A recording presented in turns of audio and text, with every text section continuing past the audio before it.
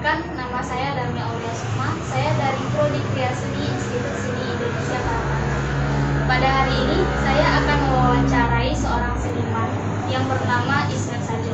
Beliau berasal dari Kota Padang dan merupakan lulusan dari Institut Seni Indonesia Karawang.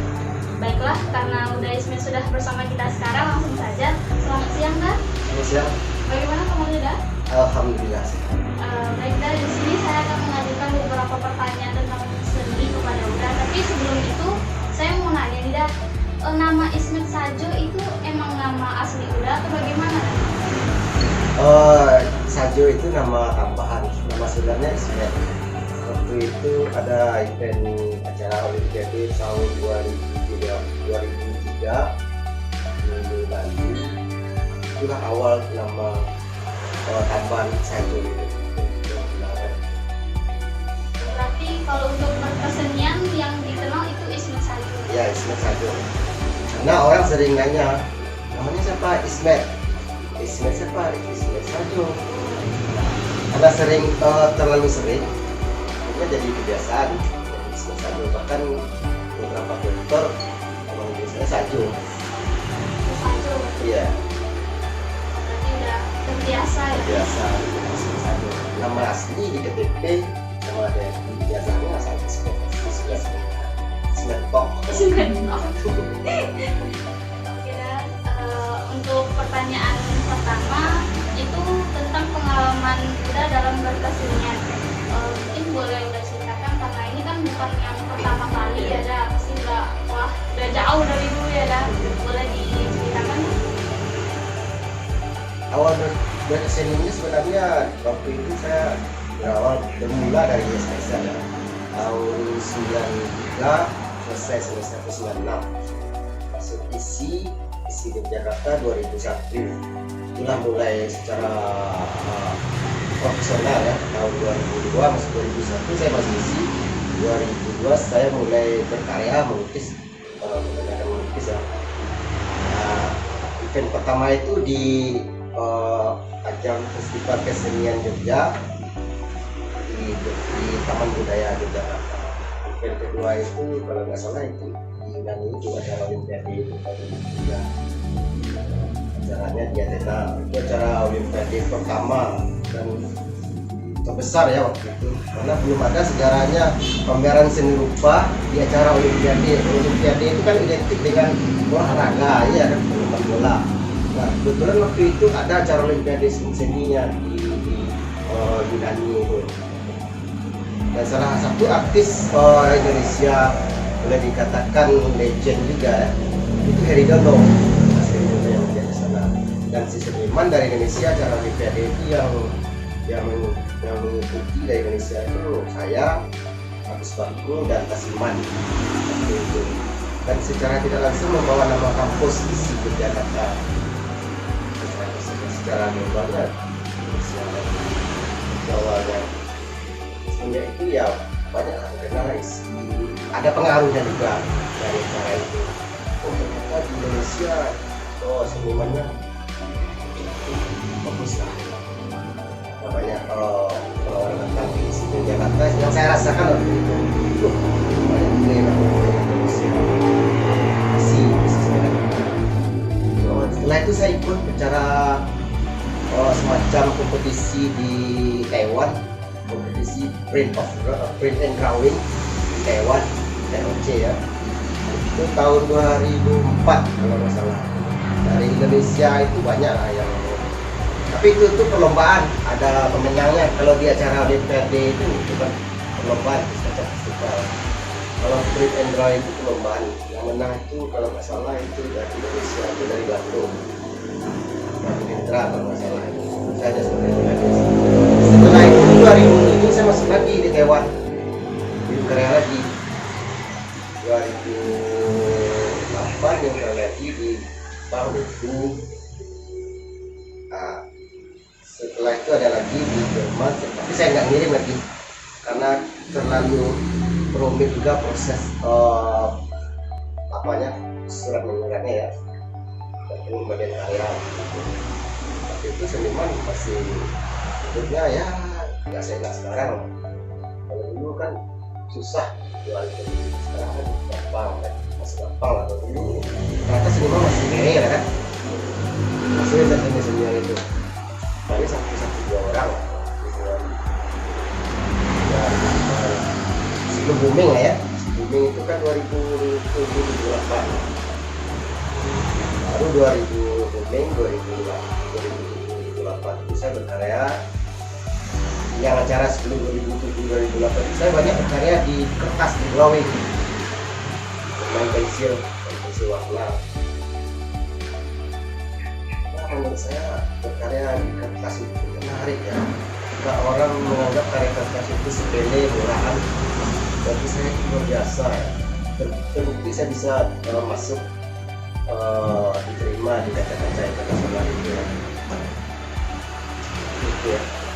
Berarti seiring perkembangan zaman juga membawa bagus bagi seniman-seniman ya, Dan? Iya, memang bagus.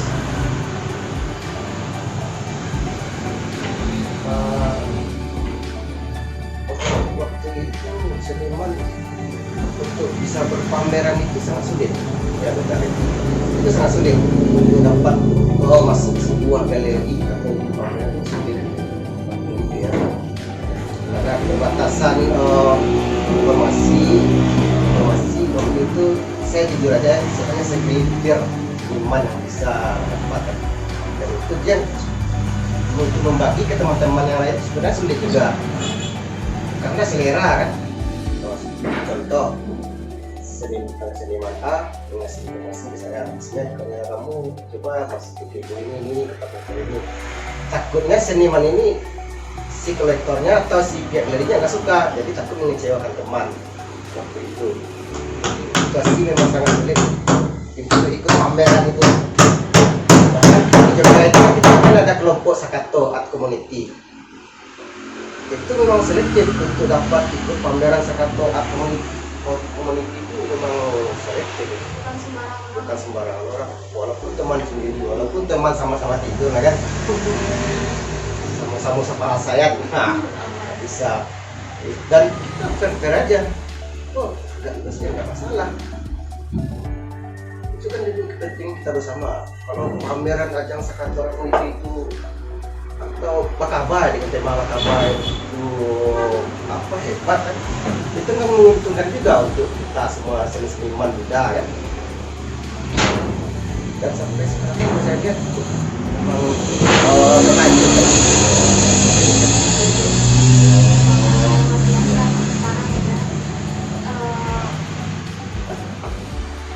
Saya akan mengajukan pertanyaan, apa sih yang membangun tumbuh kembangnya karya seni Uda? Lingkungan ya, lingkungan. Kalau kita sekarang di Padang, karena di Padang dengan di Jogja itu sama berbeda. Lingkungan lingkungan di Jogja itu yang membangun aktivitas saya itu, itulah teman-teman. Kita tidak bisa hanya sendirian, itu teman.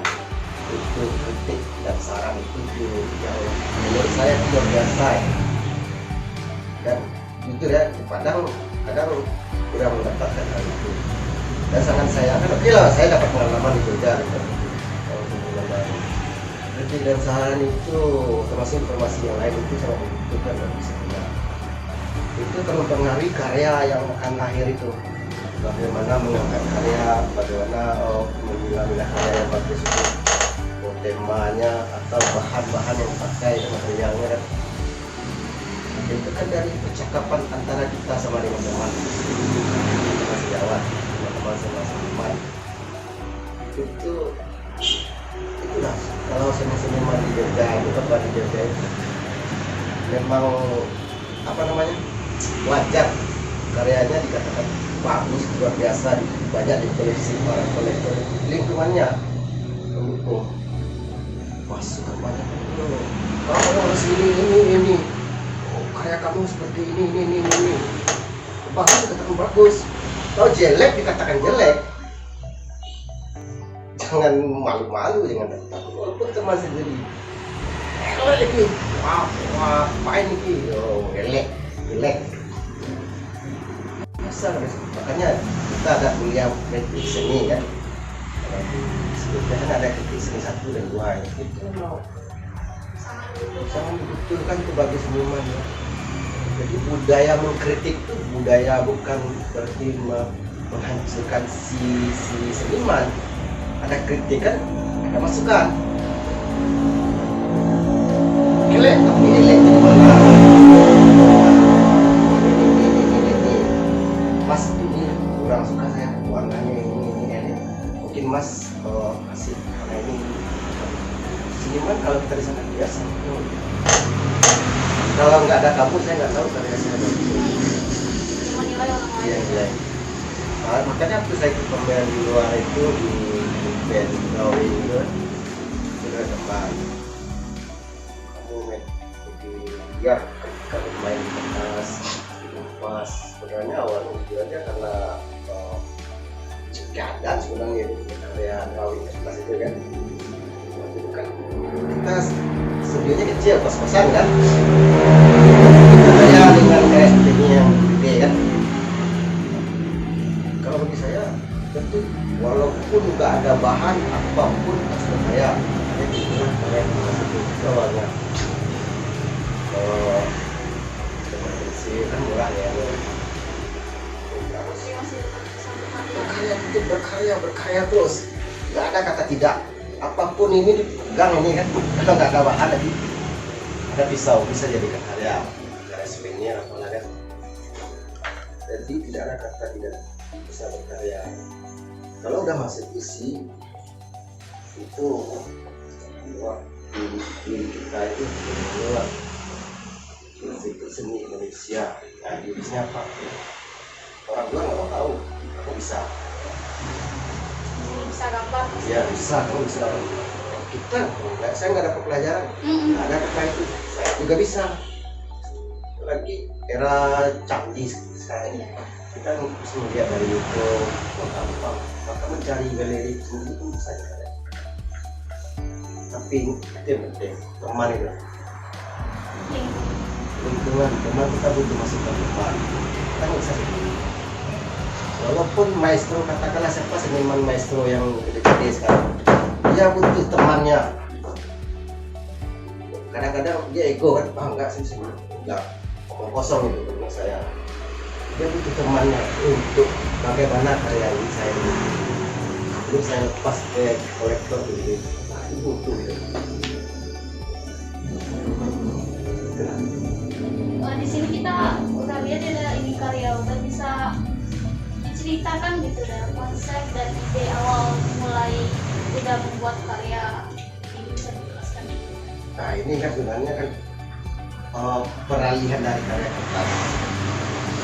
Sebelumnya karya seperti ini sudah saya buat ya. Tahun 2015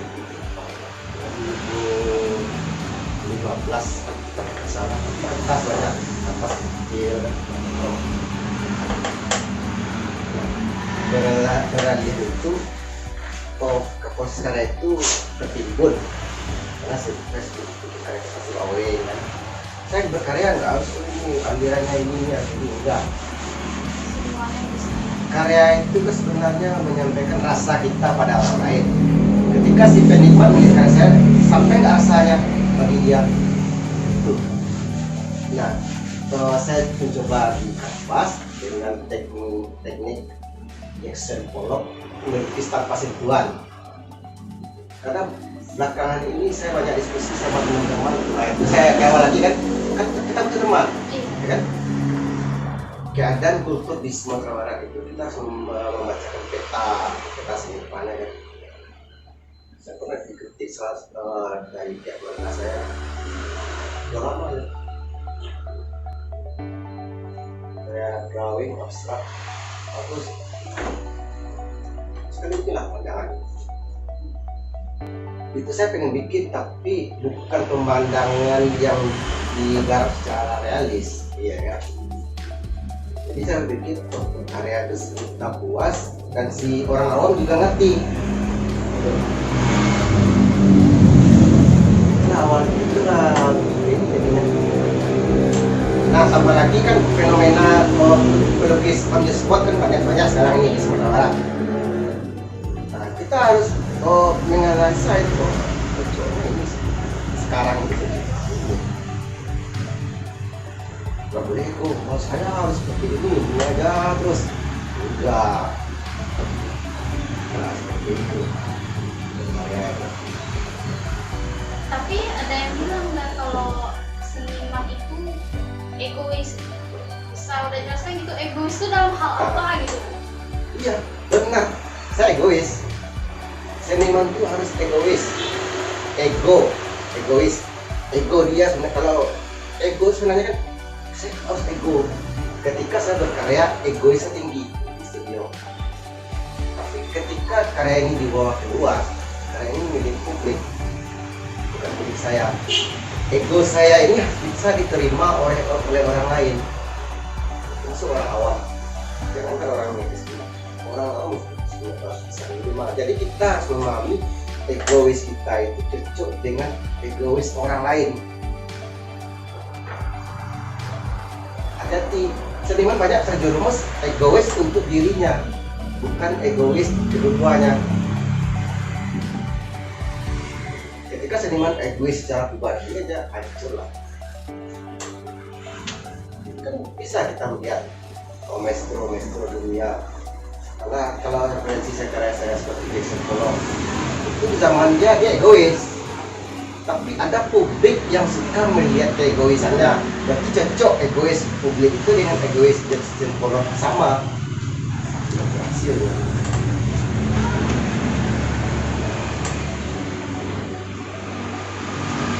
Dari mana ego? Idealis.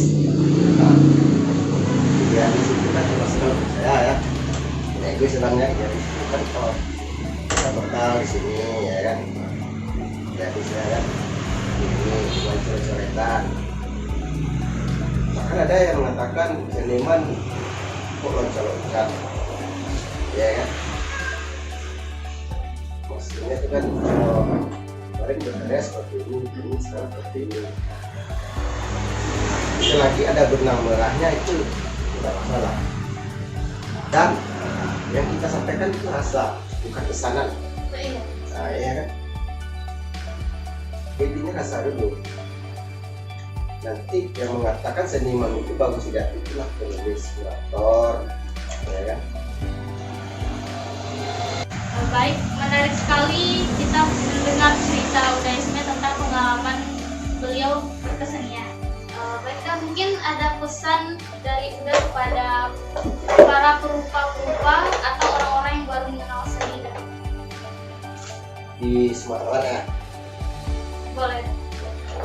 Ya, kalau untuk kawan-kawan di Sumatera Barat, perupa atau seniman di Sumatera Barat, harus tetap bersemangat berkarya.